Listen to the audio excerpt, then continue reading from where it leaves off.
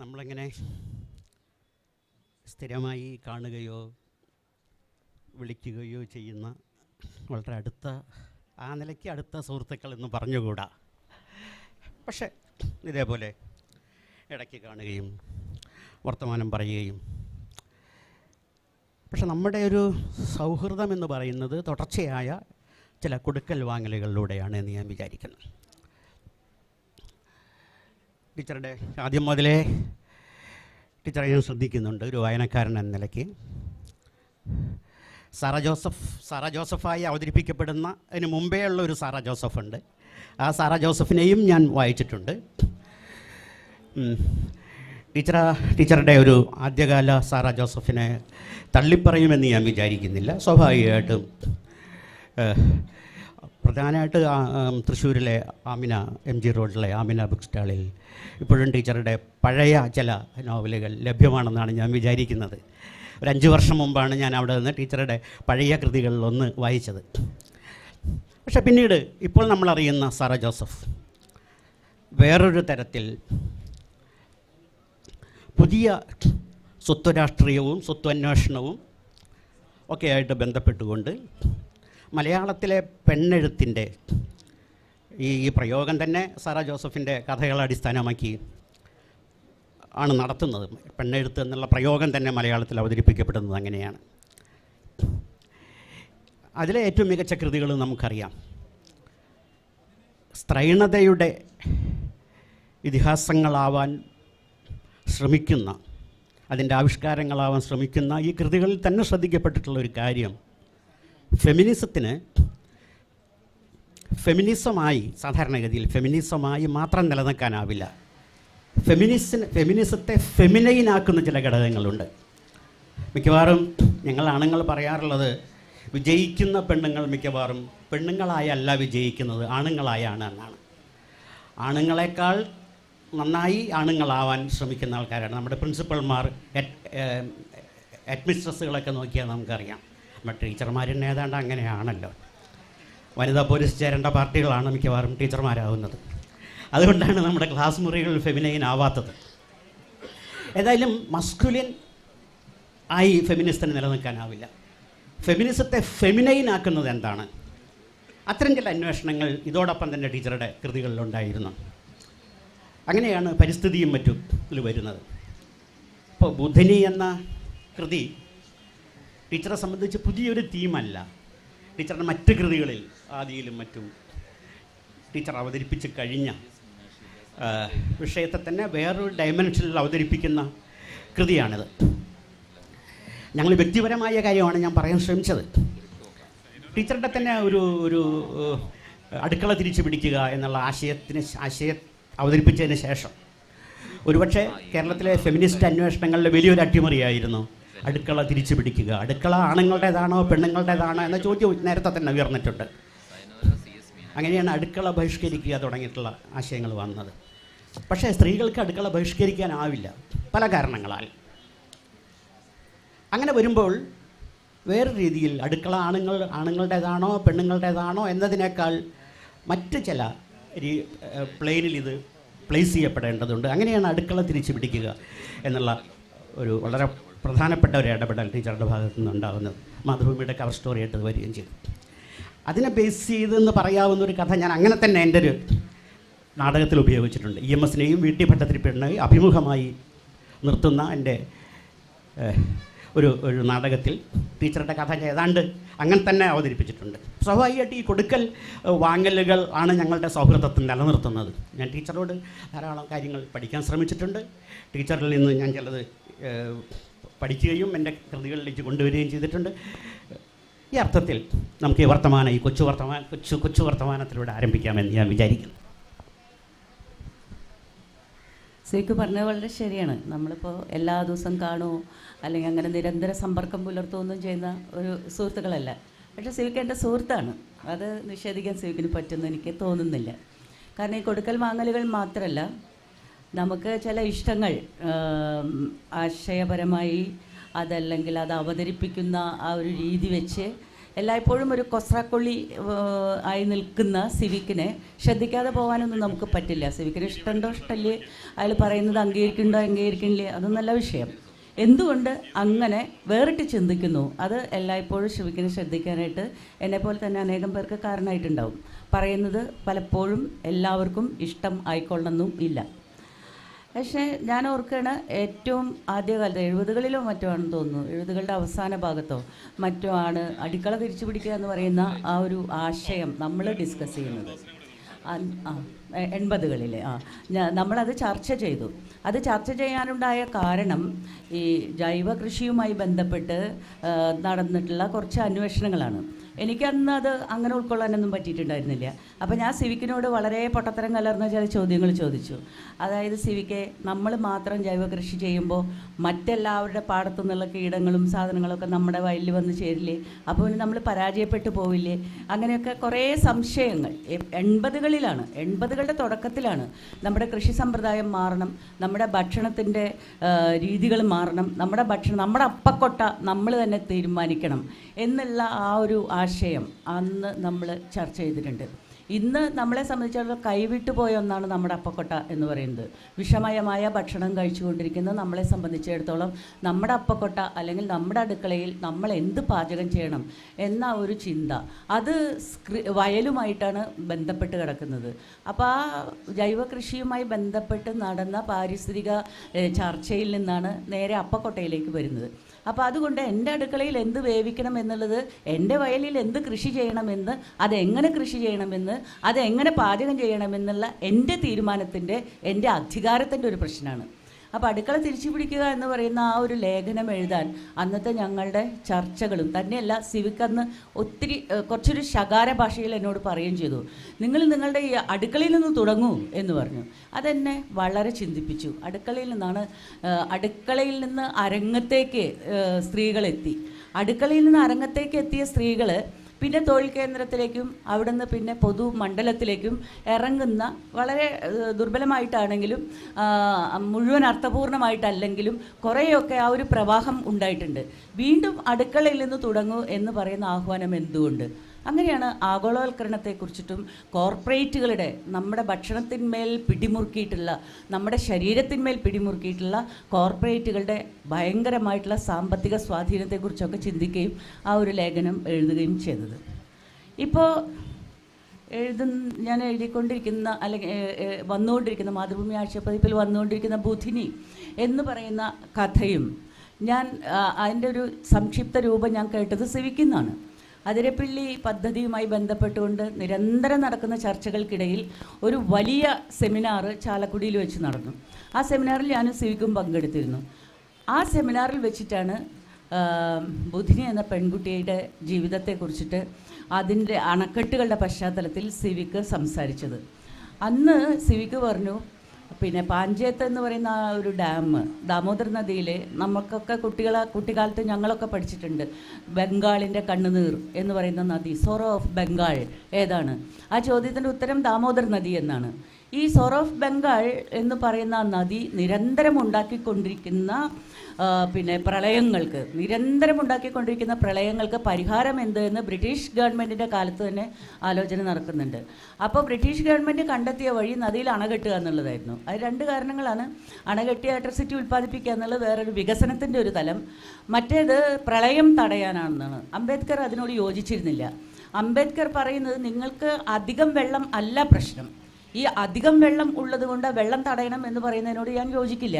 മറിച്ച് ഈ വെള്ളം പ്രളയം പോലെ വരുന്ന, അതായത് ഞാൻ മനസ്സിലാക്കിയെടുത്തോളം പിന്നെ ഛോട്ടാനാഗ്പൂർ പീഠഭൂമിയിൽ പെയ്യുന്ന ഭീകരമായ മഴ, ആ ഭീകരമായ മഴ ഒരു യാഥാർത്ഥ്യമാണ്. അതാണ് ദാമോദർ നദിയിൽ വെള്ളപ്പൊക്കം ഉണ്ടാക്കിക്കൊണ്ടിരിക്കുന്നത്. ഈ മഴ പെയ്തുകൊണ്ടിരിക്കും. ആ വെള്ളം എന്ത് ചെയ്യണം എന്നുള്ളതിന് വളരെ കൃത്യമായ ശാസ്ത്രീയമായൊരു നിലപാട് വേണം. വെള്ളം അധികമായതല്ല പ്രശ്നം, വെള്ളം എങ്ങനെ നമുക്ക് വിനിയോഗിക്കാം എന്നുള്ളതാണ് പ്രശ്നമെന്ന അംബേദ്കറിൻ്റെ വളരെ വ്യത്യസ്തമായ ഒരു നിലപാട് അതിലുണ്ടായിരുന്നു ഡെവലപ്മെൻറ്റിനെ കുറിച്ചുള്ള ചിന്തയിൽ. ഈ സിവിക്ക് അന്ന് പറഞ്ഞത്, ഈ ദാമോദർ നദിയിലെ DVC, ദാമോദർ വാലി കോർപ്പറേഷൻ എന്ന് പറയുന്ന കമ്പനി, ആ കമ്പനി ഒരു പിന്നെ ഡാം കെട്ടാൻ തീരുമാനിച്ചു. ദാമോദര നദിയിൽ ഒരുപാട് ഡാമുകളുണ്ട്. അതിലൊരു ഡാം പാൻഷേത്ത് എന്ന് പറയുന്ന പ്രദേശത്തുണ്ടായ ഡാമാണ്. ആ ഡാം കെട്ടുമ്പോൾ അവിടെ ഉള്ളത് സന്താൾ പർഗാന ആണ്. അത് ഒരുപാട് സന്താൾ വിഭാഗത്തിൽപ്പെട്ട ആളുകൾ ജീവിക്കുന്ന ഏരിയയാണ്. അവരാണ് അതിൻ്റെ തൊഴിലാളികളായിട്ട് വന്നത്. ആ തൊഴിലാളികളിൽ ഈ ഡാമിൻ്റെ ഉദ്ഘാടനം 1959 അല്ലേ 1959 ഈ ഡാം ഉദ്ഘാടനം ചെയ്യാൻ വരുന്നത് നെഹ്റു ആണ്, പണ്ഡിറ്റ് ജവഹർലാൽ നെഹ്റു വരുന്നു. അദ്ദേഹത്തിൻ്റെ സ്വതസിദ്ധമായ സ്മാർട്ട്നെസ്സും പിന്നെ സന്തോഷവും ഒക്കെ കൂടി സ്റ്റേജിലേക്ക് ചാടിക്കയറി വരുന്നു. അദ്ദേഹം പറയുന്നു, ഈ ഡാം അനേകം തൊഴിലാളികളുടെ നിരന്തര പ്രയത്നത്തിൻ്റെ ഫലമായിട്ട് രൂപം കൊണ്ടൊന്നാണ്. എൻ്റെ സ്വപ്നമാണ്. നെഹ്റുവിൻ്റെ വളരെ പ്രസിദ്ധമായിട്ടുള്ളൊരു വാചകം തന്നെയുണ്ട്, ഇനി ഇന്ത്യയുടെ മഹാക്ഷേത്രങ്ങൾ അണക്കെട്ടുകളാണ്, അല്ലാതെ നമ്മളുടെ ദേവാലയങ്ങളൊന്നുമല്ല എന്ന് പറയുന്ന പ്രസിദ്ധമായിട്ടുള്ളൊരു വാചകമുണ്ട്.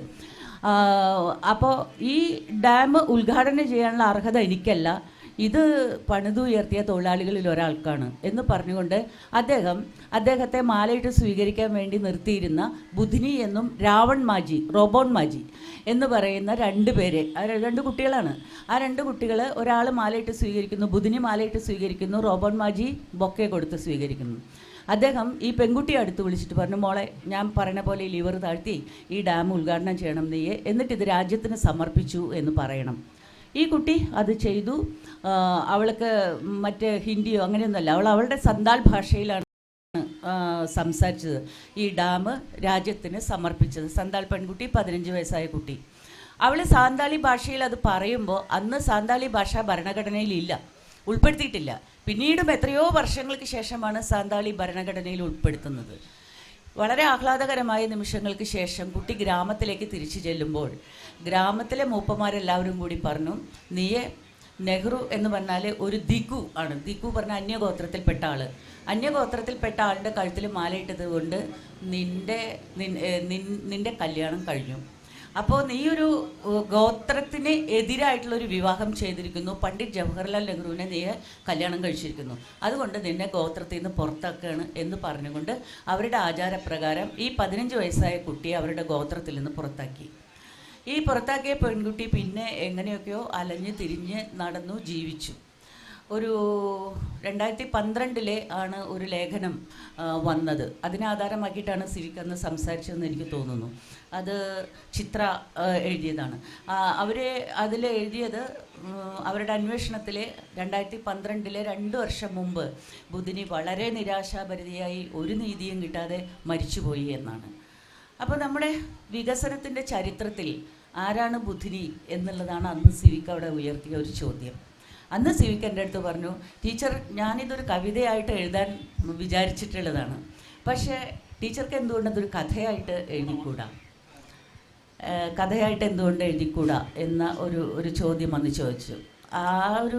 അത് ഞാനതിനെക്കുറിച്ച് വീണ്ടും ആലോചിച്ചപ്പോൾ എനിക്ക് തോന്നിയത് ഒരു കഥയല്ല, അതൊരു നോവലായിട്ട് എഴുതണം എന്ന്. അങ്ങനെയാണ് ബുധിനി എന്ന് പറയുന്ന നോവൽ എഴുതാനുള്ള പരിശ്രമങ്ങൾ ഞാൻ തുടങ്ങിയത്.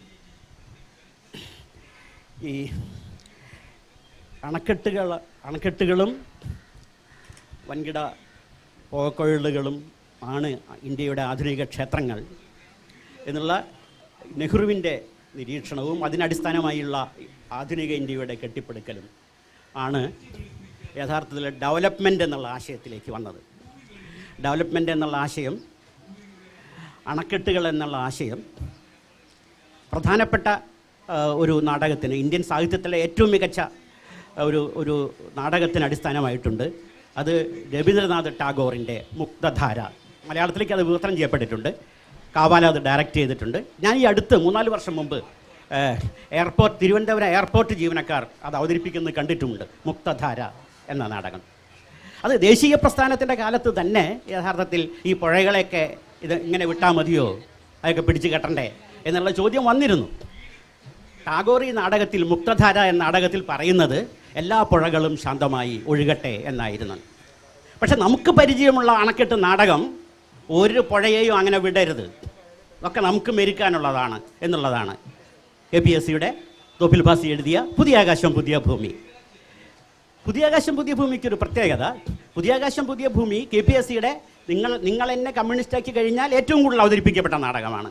അത് ഡൽഹിയിൽ അവതരിപ്പിക്കുമ്പോൾ പാർലമെൻറ്റ് അംഗങ്ങൾക്ക് വേണ്ടി പ്രത്യേക പ്രദർശനം ഉണ്ടായിരുന്നു അക്കാലത്ത് ഡൽഹിയിൽ. നെഹ്റു വന്നിരുന്നു. ഞാൻ 5 മിനിറ്റ് ഇരിക്കുക എന്ന് പറഞ്ഞിട്ടാണ് നെഹ്റു വന്നത്.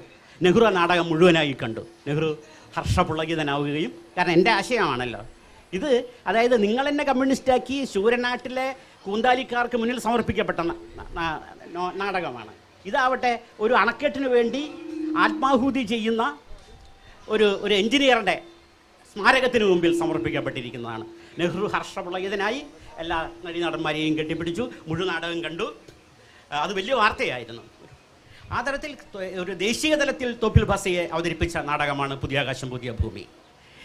ഇത് രണ്ട് നിലപാടുകളാണ്. ടാഗോറിൻ്റെ മുക്തധാര പ്രതിനിധീകരിക്കുന്നതും തോപ്പിൽ ഭാസിയുടെ പുതിയ ആകാശം പുതിയ ഭൂമി പ്രതിനിധീകരിക്കുന്ന രണ്ട് ധാരകളാണ്. ഈ അന്വേഷണം യഥാർത്ഥത്തിൽ KPSCയിൽ തന്നെ ഒരിക്കൽ സംസാരിക്കാൻ, KPSC ഞാനും തമ്മിലുള്ളൊരു ബന്ധം നിങ്ങൾ ചിലർക്കെങ്കിലും അറിയാമെന്ന് ഞാൻ വിചാരിക്കുന്നു. ഇത്രയും വർഷമായിട്ട് ഞാനുമായി ബന്ധപ്പെട്ട ഒരു കേസ്, KPSC കൊടുത്ത കേസ് സുപ്രീം കോടതിയിലാണ്. എല്ലാ ലോ കോളേജിലും ശിവചന്ദ്രൻ വേഴ്സസ് അമ്മണിയമ്മ കേസ് പഠിക്കാനുണ്ട്. പക്ഷേ KPSC എന്നെ ഒരു പരിപാടിക്ക് ക്ഷണിച്ചു. ഞാൻ അവിടെ ചെന്നപ്പോൾ ഞാൻ പറഞ്ഞു, സാധാരണഗതിയിൽ വരുന്നൊരു കാര്യം, KPSC എന്നെ ഒരു പരിപാടിക്ക് വിളിക്കുമോ എന്നുള്ളതാണ് ഒരു സംശയം. KPSC ഒരു പരിപാടിക്ക് വിളിച്ചാൽ ഞാൻ പോകുമോ എന്നുള്ളതാണ് വേറൊരു സംശയം. ഇത് രണ്ടും സംഭവിച്ചു. അവിടെ ചെന്നപ്പോൾ ഞാൻ പറഞ്ഞു, ഞാൻ അടുത്തതായി ഉന്നമിക്കുന്നത് നിങ്ങളുടെ മറ്റൊരു നാടകമാണ്, പുതിയ ആകാശം പുതിയ ഭൂമി. നിങ്ങൾക്കിതിൻ്റെ സെക്കൻഡ് പാർട്ട് എഴുതാമല്ലോ. കാരണം നിങ്ങൾ തന്നെ നിങ്ങളുടെ നിലപാട് മാറ്റി അണക്കെട്ടുകളുമായി ബന്ധപ്പെട്ട. കാരണം മേധാ പാട്കർ കേരളത്തിൽ വരുമ്പോൾ അതിന് ആദ്യം സ്വീകരിക്കാൻ ഓടിയെത്തുന്നത് CPI-ക്കാരാണ്, KPSC-ക്കാരാണ്. നോ മോർ ഡാംസ് എന്നുള്ളതാണ് യഥാർത്ഥത്തിൽ മേധാ പാട്കറുടെ പ്രധാനപ്പെട്ട നർമ്മദ സമരത്തിൻ്റെ ഉത്തരവാദിത്വം. അതിനർത്ഥം പുതിയ ആകാശം പുതിയ ഭൂമി റദ്ദാക്കപ്പെട്ടിരിക്കുന്നു. നോ മോർ ഡാംസിൻ്റെ കൂടെയാണ് അവരിപ്പോൾ ഉള്ളത്. എന്തുകൊണ്ട് പുതിയ ആകാശം പുതിയ ഭൂമിയുടെ ഒരു സെക്കൻഡ് പാർട്ട് ആലോചിച്ചുകൂടാ? അന്ന് KPSC-യുടെ നാടകക്കാരൻ ഫ്രാൻസിസ് മാവേലിക്കരയാണ്. ഫ്രാൻസിസ് മാവേലിക്കര പറഞ്ഞു, ഞാനത് ചെയ്യും, സിവിക്കെ നമുക്ക് ഒരുമിച്ചത് ചെയ്യണം എന്ന് പറയുകയും ചെയ്തു. മനോരമ വാരാന്തി പോയപ്പം തുടങ്ങിയ ഒരു ഇൻ്റർവ്യൂവിൽ പുതിയ ആകാശം പുതിയ ഭൂമിയുടെ സെക്കൻഡ് പാർട്ട് KPSC അവതരിപ്പിക്കാൻ ശ്രമിക്കുകയും എഴുതാൻ പോകുന്നു എന്ന് അദ്ദേഹം പ്രഖ്യാപിക്കുകയും ചെയ്തു. അത് നടന്നില്ല എന്നുള്ളത് വേറൊരു കാര്യം. അപ്പോൾ സ്വാഭാവികമായും അണക്കെട്ടുകളുമായി ബന്ധപ്പെട്ട ഡിസ്കോഴ്സ് മലയാളത്തിലും ഇന്ത്യയിലും നടന്നുകൊണ്ടിരിക്കുന്നുണ്ട്. അതിനിടയിലേക്കാണ് ടീച്ചറുടെ നോവൽ വരുന്നത്. ഈ ബുധിനി എന്ന പെൺകുട്ടിയെ ഞാൻ സ്വാഭാവികമായും ശ്രദ്ധിക്കപ്പെടുന്നത് വികസനവുമായി ബന്ധപ്പെട്ട, ഇന്ത്യയിൽ പ്രധാനമായി വികസനവുമായി ബന്ധപ്പെട്ട ആശയങ്ങൾ, വികസനം വേണം, വിനാശം വേണ്ട എന്നതിലേക്കേ പോവുള്ളൂ. ഞാൻ കരുതുന്നത് നേരെ മറിച്ചാണ്. വികസനം എന്ന ആശയം തന്നെ ഒരു ഗൂഢാലോചനയാണ്. The very idea of development എന്നത് തന്നെ യഥാർത്ഥത്തിൽ ഒരു ഗൂഢാലോചനയാണ്. യഥാർത്ഥത്തിൽ 2ാം ലോക മഹായുദ്ധത്തിന് ശേഷം കോളനികൾ നഷ്ടപ്പെട്ട യൂറോപ്യന്മാർ അവരുടെ അധിനിവേശം തുടരാൻ വേണ്ടി കൊണ്ടുവന്ന ഒരാശയമാണ് ഈ വെരി ഐഡിയ ഓഫ് ഡെവലപ്മെൻറ്റ് എന്ന് പറയുന്നത്. ഞാൻ കൃത്യമായി പറയുകയാണെങ്കിൽ ഇന്ന് നമ്മൾ അറിയുന്ന രീതിയിലുള്ള ഡെവലപ്മെൻറ്റ് എന്ന ആശയം ആദ്യമായി അവതരിപ്പിക്കുന്നത് 1950 ജനുവരി 20 അന്നത്തെ അമേരിക്കൻ പ്രസിഡന്റ് ചെയ്ത ഒരു പ്രസംഗത്തിലാണ്. ഞങ്ങൾ പാശ്ചാത്യർ ഡെവലപ്ഡാണ്, നിങ്ങൾ അണ്ടർ ഡെവലപ്ഡോ അൺഡെവലപ്ഡാണ്. അതിനർത്ഥം ഞങ്ങൾ ഇന്ന് ജീവിക്കുന്ന ജീവിതം നിങ്ങൾ നാളെ ജീവിക്കേണ്ട ജീവിതമാണ്, നിങ്ങൾ ഇന്ന് ജീവിക്കുന്ന ജീവിതം ഞങ്ങൾ ഇന്നലെ ജീവിച്ച ജീവിതമാണ്. ഇതോടുകൂടി ലോകത്തിൻ്റെ അജണ്ട അട്ടിമറിക്കപ്പെട്ട് ആരും തമ്മിൽ ഒരു അഭിപ്രായ വ്യത്യാസവും ഇല്ല. അഭിപ്രായ വ്യത്യാസം ഉണ്ട് വികസനത്തിൻ്റെ കാര്യത്തിൽ, എന്തോ അഭിപ്രായ വ്യത്യാസം. മാവോയിസ്റ്റുകൾ മുതൽ മാർപ്പാപ്പ വരെ ഒരു അഭിപ്രായ വ്യത്യാസവുമില്ല. വികസനത്തിന് നടപ്പിലാക്കുന്ന കാര്യത്തിൽ അഭിപ്രായ വ്യത്യാസം ഉണ്ടാവുക. പക്ഷേ the very idea of development എന്നുള്ളത് എല്ലാവരും യോജിക്കുന്ന ഒന്നാണത്. അപ്പോൾ അവസാനം EMS തന്നെ പറയേണ്ടായില്ല. വികസനത്തിൻ്റെ കാര്യത്തിൽ നമുക്ക് എന്തിനാ? പക്ഷേ വികസനത്തിൻ്റെ കാര്യത്തിലാണ് അഭിപ്രായ വ്യത്യാസം വേണ്ടത്, വികസനത്തിനാണ് രാഷ്ട്രീയം വേണ്ടത്. ഞാൻ അതിൻ്റെ വിശദാംശങ്ങളിലേക്ക് പോകാനല്ല ഞാൻ ശ്രമിക്കുന്നത്. അപ്പോൾ സ്വാഭാവികമായും ഞാൻ ഈ ബുധിനി എന്നുള്ള അതിനെ ഞാൻ കുറച്ചുകൂടി ഡെവലപ്പ് ചെയ്തിരുന്നു. ടീച്ചർ അത് നോവലിലേക്ക് അങ്ങനെ കൊണ്ടുപോയാൽ ഏതായാലും ഞാൻ അവതരിപ്പിച്ച പോലെ ആവില്ല ടീച്ചർ കൊണ്ടുവരുന്നത്. കാരണം ഞാൻ അതിന് ശേഷം നമ്മൾ വർത്തമാനത്തിന് ശേഷം ഒരൊറ്റ പാരഗ്രാഫിൽ ഇംഗ്ലീഷിൽ ഞാനത് ടീച്ചർക്ക് അയച്ചു തന്നിരുന്നു. അതിൽ ബുധിനിയെ ഞാൻ അവതരിപ്പിക്കുന്നത്, ബുധിനി ദാമോദർ വാലി അണക്കെട്ടിൻ്റെ ഉദ്ഘാടനം നിർവഹിക്കുന്ന, അതിന് സ്വിച്ച് ഓൺ ചെയ്യുന്ന ആളാണ് ബുധിനി എന്ന സന്താൾ പെൺകുട്ടി, 15-കാരി. അങ്ങനെ അന്ന് റേഡിയോ ആണല്ലോ, റേഡിയോയിൽ വലിയ വാർത്ത വന്നു. പിറ്റേ ദിവസം ദേശീയ ദിനപത്രങ്ങളിലെല്ലാം നെഹ്റുവിനോടൊപ്പമുള്ള പത്രം അച്ചടിച്ചു വന്നു. ഒരാൾക്ക് സ്വപ്നം കാണാനാവാത്ത രീതിയിലുള്ള പ്രശസ്തിയിൽ നിൽക്കുന്ന സമയത്താണ് ഗ്രാമത്തിൽ നിന്ന് ഈ കോൾ വരുന്നത്, തിരിച്ചു വരൂ. അങ്ങനെ അവൾ തിരിച്ചു പോകുന്നു. അവിടെ വന്നപ്പോൾ ഒരു കൂട്ടം കൂടിക്കൊണ്ടിരിക്കുകയാണ്. ഇതേപോലെ മറ്റൊരാളുടെ കഴുത്തിൽ മലയിട്ടാൽ അയാൾ വിവാഹിതനായി, അയാൾ വിവാഹം കഴിച്ചു എന്നാണ് അർത്ഥം. അവളെ ഔട്ട്കാസ്റ്റ് ചെയ്യുന്നു. അവൾ ഈ വർക്ക് സൈറ്റിലേക്ക് ഗ്രാമത്തിൽ നിന്ന് തിരിച്ചു പോകുന്നു. അങ്ങനെ കുറേ കഴിഞ്ഞിട്ട് അവൾ ഗ്രാമത്തിലേക്ക് തിരിച്ചു പോകുന്ന സമയത്ത് അവിടെ ചെല്ലുമ്പോൾ ആ ഗ്രാമം അവിടെ ഇല്ല. കാരണം അവൾ സ്വിച്ച് ഓൺ ചെയ്ത അതുണ്ടല്ലോ, ഈ റിസർവോയർ നിറയുന്നതോട് വെള്ളം പോകുന്നതോട് ഗ്രാമം ഒലിച്ചുപോയി. അവളെ വിചാരണ ചെയ്ത ഈ അമ്പലമടക്കം, അമ്പലത്തിന് മുറ്റത്തായിരുന്നു എന്നൊക്കെയുള്ളത്, ഗ്രാമമേ ഇല്ല. അങ്ങനെയാണത് സംഭവിക്കുന്നത്. അപ്പോൾ അതിനുശേഷം അവൾ തിരിച്ചു വന്നതിന് ശേഷം അവളെക്കുറിച്ച് ഒന്നും അറിയില്ല, ആർക്കും ഒന്നും അറിയില്ല ബുധിനി എന്ന പെൺകുട്ടിയെക്കുറിച്ച്. കുറേ കാലം കഴിഞ്ഞിട്ട് അവൾ തിരിച്ചു വരുന്നത് രാജീവ് ഗാന്ധി പ്രധാനമന്ത്രിയായിരിക്കുമ്പോഴാണ്. രാജീവ് ഗാന്ധി പ്രധാനമന്ത്രിയായിരിക്കുമ്പോൾ ബുധിനി പ്രത്യക്ഷപ്പെടുന്നു. ബുധിനി ഒരു അപ്പോയിൻമെൻറ്റ് ഫിക്സ് ചെയ്യുന്നു രാജീവ് ഗാന്ധിയുമായി.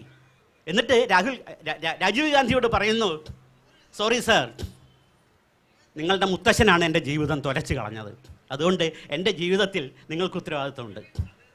അങ്ങനെ പ്രധാനമന്ത്രി ഒരു പ്യൂണിൻ്റെ ജോലി, ക്ലാസ് 4 ജീവനക്കാരുടെ ജോലി കൊടുക്കുന്നു. അങ്ങനെ അവർ തിരിച്ചു വന്ന് വീണ്ടും അവളൊരു ഓഫീസിലൊക്കെ ഇങ്ങനെ വർക്ക് സൈറ്റിൽ തന്നെ ജോലി ചെയ്യുന്ന സമയത്ത് കുറച്ച് കഴിഞ്ഞപ്പോൾ അവൾക്ക് തിരിച്ച് ഗ്രാമത്തിലേക്ക് ഒന്നുകൂടി തിരിച്ചു പോകണമെന്ന് തോന്നി. അവിടെ ചെന്നപ്പോൾ സംഭവിച്ചിരിക്കുന്നത് റിസർവോയർ വറ്റിയപ്പോൾ ഈ ഗ്രാമത്തിൽ അന്ന് മുങ്ങിപ്പോയിരുന്ന പലതും, പഴയ ക്ഷേത്രമടക്കം ഉയർന്നു വന്നു. അപ്പോൾ സ്വാഭാവികമായും ഇങ്ങനെയാണ് നിൽക്കുന്നത്. അപ്പോൾ അതിനുശേഷം അവൾ അവിടെ അന്ന് നിന്നിരുന്ന ഒരു കുളം വറ്റാതെയുണ്ട്. റിസർവോയറിൻ്റെ തൊട്ടുള്ള ഒരു കുളമുണ്ട്. മറ്റത് അത് കുളം ഉറവുകൾ സ്പോണ്ടേനിയസ് ആയിട്ട് രൂപപ്പെട്ട് വരുന്നതാണല്ലോ. റിസർവോയർ അങ്ങനെയല്ല, പുറത്തുനിന്ന് ഒഴുകി വരുന്ന വെള്ളമാണല്ലോ. അവളങ്ങനെ, അപ്പോൾ അവൾക്കൊരു കുഞ്ഞുണ്ട്. കുഞ്ഞിനെ കുളക്കരയിൽ വെച്ച് അവൾ ആത്മഹത്യ ചെയ്യുകയാണ്. യഥാർത്ഥത്തിൽ ഡെവലപ്മെൻ്റ് എന്ന ആശയത്തിന് ഇന്ത്യയുടെ ആധുനിക ക്ഷേത്രങ്ങളുടെ മുന്നിൽ ആദ്യമായി നടന്ന ഒരു ബലിതർപ്പണമാണ് ബുധിനി എന്ന പെൺകുട്ടിയുടേത്. ഇപ്പോഴും ആധുനിക ഇന്ത്യയെ കാണാൻ വേണ്ടി കോളേജ് കുട്ടികൾക്ക് ഒരു സ്കീമുണ്ട്. കോളേജ് കുട്ടികൾക്ക് സർക്കാർ ചെലവിൽ പോയി കാണാം. അങ്ങനെ ദാമോദർ വാലി, ബക്രാനങ്കൽ, ഭോപ്പാൽ, ഇതിങ്ങനെയൊക്കെ ഈ സ്ഥാപനങ്ങളൊക്കെ ഈ ആധുനിക ക്ഷേത്രങ്ങൾ കാണുന്ന സമയത്ത് അവിടുത്തെ ഒരു ഗൈഡായ ഒരു പെൺകുട്ടി, ഗൈഡ് പറഞ്ഞ് അവസാനിപ്പിക്കുന്നത്, ഫോർച്ചുനേറ്റ്ലി ഓർ അൺഫോർച്ചുനേറ്റ്ലി, ഈ കഥയിലെ നെഹ്റുവിൻ്റെ ആധുനിക ക്ഷേത്രം ഇപ്പോൾ ഇല്ല, പക്ഷേ നെഹ്റു മുച്ചൂട് നശിപ്പിക്കാൻ ശ്രമിച്ച പഴയ ക്ഷേത്രം വെള്ളം ഇറങ്ങിയപ്പോൾ ഉയർന്നു വന്നിട്ടുണ്ട്. ഈ കഥയിൽ ഞാൻ ഇത്രയധികം പറയാൻ ശ്രമിച്ച കഥയിലെ ആ നായികയുണ്ടല്ലോ, ബുധിനി എന്ന സന്താൾ പെൺകുട്ടി, ആ സന്താൾ പെൺകുട്ടിയുടെ കൊച്ചുമോളാണ് ഞാൻ, ഫോർച്ചുനേറ്റ്ലി ഓർ അൺഫോർച്ചുനേറ്റ്ലി. ഇങ്ങനെ ഏതാണ്ട് ഒരു പാരഗ്രാഫിൽ ഞാൻ ടീച്ചറൊക്കെ അയച്ച ഒരു കൃതിയെ എങ്ങനെയാണ് 30+ അധ്യായങ്ങളുള്ള ഒരു നോവലാക്കി മാറ്റിയത്? അല്ല, ഒരു നോവലാക്കുമ്പോൾ സ്വാഭാവികമാണ് നമുക്ക് അതിന് വലിയ വികാസം വേണ്ടിവരും. ഞാൻ ശ്രമിച്ചത് ആരാണ് ബുധിനി എന്ന അന്വേഷണത്തോടൊപ്പം എന്തായിരുന്നു ബുധിനിയുടെ സാന്താൾ ജീവിതം, സാന്താൾ ഗോത്രം എന്ന് പറഞ്ഞാൽ എന്താണ്, അവരുടെ ഭാഷ എന്ത്, മിത്തുകൾ എന്ത്, ആചാരങ്ങൾ എന്ത് ആചാരത്തിൻ്റെ മുകളിലാണ് ഈ കുട്ടിയെ പുറത്താക്കിയത്, അങ്ങനെയുള്ള അന്വേഷണങ്ങൾ എന്നെ അത്ഭുതകരമായ ഒരു സുന്ദര ലോകത്തിലേക്കാണ് എത്തിച്ചത്. സാന്താൾ എന്ന് പറയുന്ന ഒരു ഗോത്രം നമുക്കൊക്കെ സങ്കല്പിക്കാൻ പറ്റുന്നതിനേക്കാൾ അപ്പുറത്തെ സംസ്കാര സമ്പന്നമായ കലാപൂർണതയുള്ള ഒരു ഗോത്രം ആണ്. ഒരു സാന്താൾ ഗ്രാമത്തിലേക്ക് നമ്മൾ പ്രവേശിക്കുമ്പോൾ നമ്മളൊരു ചിത്രശാലയിലേക്ക് പ്രവേശിക്കുന്ന പോലെയാണ്. ഞാനവിടെ പോയിരുന്നു. ഇപ്പോഴും ഉള്ള ഈ വലിയ മാറ്റങ്ങൾ വന്നിട്ട് അന്നത്തെ സാന്താൾ ഗ്രാമങ്ങൾ പോലെയൊന്നല്ല ഇന്ന്. എഡ്യൂക്കേറ്റഡ് ആയിട്ടുള്ള കുട്ടികളുണ്ട്, എൻജിനീയർമാരുണ്ട്, ഡോക്ടർമാരുണ്ട്, പഠിക്കുന്ന കുട്ടികൾ ധാരാളമുണ്ട്, സ്കൂളുകളുണ്ട്. അപ്പം ഞാൻ അപ്പോഴും ഈ ഗോത്രത്തിൻ്റെ ഇവരുടെ ഗ്രാമത്തിലേക്ക് പ്രവേശിക്കുമ്പോൾ കാണുന്നത് ആ പരമ്പരാഗത രീതിയിലുള്ള ഒരു ഗോത്ര ജീവിതം തന്നെയാണ്. ഗ്രാമം എന്നാൽ ഒരു തെരുവാണ്. ആ തെരുവിൻ്റെ ഇരുവശത്തുമായിട്ടാണ് വീടുകൾ. ആ തെരുവിൻ്റെ നടുവിലാണ് അവരുടെ പ്രധാനപ്പെട്ട ദൈവമായിട്ടുള്ള ആ ഗ്രാമത്തിൻ്റെ ദൈവമായിട്ടുള്ള ആ ഗ്രാമത്തിൻ്റെ ആദ്യ ഗ്രാമ മുഖ്യനായിട്ടുള്ള ഹാരം മാഞ്ചി, ഹാരം ബോങ്ക എന്ന് പറയുന്ന ഒരു സങ്കല്പം ഉള്ളത്. അത് ഒരു മരത്തിൻ്റെ തടിയാണ്. കഴിഞ്ഞ ലക്കം മാതൃഭൂമി ആഴ്ചപ്പതിപ്പിലെ ചിത്രകാരൻ അത് വരച്ചിരുന്നു. ഒരു മരത്തിൻ്റെ കുച്ചിയാണ് അത്. സാൽ എന്ന് പറയുന്ന ഒരു വിശുദ്ധ വൃക്ഷമായിട്ട് അവർ കണക്കാക്കുന്ന മരത്തിൻ്റെ തടിയാണ്. ആ ഒരു മരത്തിൻ്റെ തടിയാണ് അവിടെ സ്ഥാപിച്ചിട്ടുള്ളത്. ഉപയോഗിച്ചിട്ടുള്ളൂ. അതാണ് അവരുടെ ആദ്യത്തെ ഗ്രാമമുഖ്യനെ പ്രതിനിധീകരിക്കുന്ന ആരാധന എന്ന് പറഞ്ഞാൽ അവർക്ക് മതം ഇല്ല. സരാന എന്ന് പറയുന്നൊരു വിശ്വാസമാണുള്ളത്. ആ വിശ്വാസം പരിസ്ഥിതിയുമായി ബന്ധപ്പെട്ടതാണ്, പ്രപഞ്ചവുമായും ഇതുകൾ. കാരണം എന്താ വെച്ചാൽ മണ്ണിരയാണ് ഏറ്റവും പ്രധാനപ്പെട്ട അവരുടെ ഒരു ശക്തി എന്ന് പറയുന്നത്. മണ്ണിരയേക്കാൾ പ്രാധാന്യം മനുഷ്യന് കൊടുക്കേണ്ടതില്ല, അല്ലെങ്കിൽ മണ്ണിരയും മനുഷ്യരും തുല്യരാണ്. അവരുടെ മിത്ത് തന്നെ അങ്ങനെയാണ്. അവരുണ്ടായത് എങ്ങനെ എന്ന് പറയുന്ന ഒരു മിത്ത് തന്നെ അങ്ങനെയാണ്. അതൊക്കെ നിങ്ങൾ നോവൽ വായിക്കുമ്പോൾ വായിക്കാം എന്നുള്ളതുകൊണ്ട് ഞാനിവിടെ പറയുന്നില്ല. അപ്പോൾ ഈ മണ്ണിരയ്ക്കും മനുഷ്യർക്കും ആടുമാടുകൾക്കും പ്രകൃതിയിലെ മരങ്ങൾക്കും ഒക്കെ തന്നെ തുല്യ പ്രാധാന്യം കൽപ്പിക്കുന്ന ഒരു ജീവിതം. അതോടൊപ്പം തന്നെ ഇവർക്ക് ജാഹേർ എന്ന് പറയുന്ന ഒരു ആരാധന സ്ഥലമാണുള്ളത്. എല്ലാ ഗ്രാമങ്ങൾക്കും ഒരു ജാഹേർ ഉണ്ടാവും. ചിലത് വളരെ ദൂരെ കാട്ടിലായിരിക്കും, ചിലത് ഗ്രാമത്തോട് തൊട്ട് തന്നെയായിരിക്കും. ഈ ജാഹേറിലാണ് ഇവരുടെ പ്രധാനപ്പെട്ട ദൈവങ്ങളൊക്കെ ഉള്ളത്. ഏറ്റവും വിചിത്രമായൊരു സംഗതി, ജീവിക്കുന്നവർ മാത്രമല്ല ജീവിക്കുന്നത്, മരിച്ചവരും ജീവിക്കുന്നുണ്ട്. ഇതാണ് അവരുടെ സങ്കല്പം. ജീവിക്കുന്നവർ മാത്രമായിട്ട് ഒരു സാന്താൾ ഗ്രാമം ഇല്ല.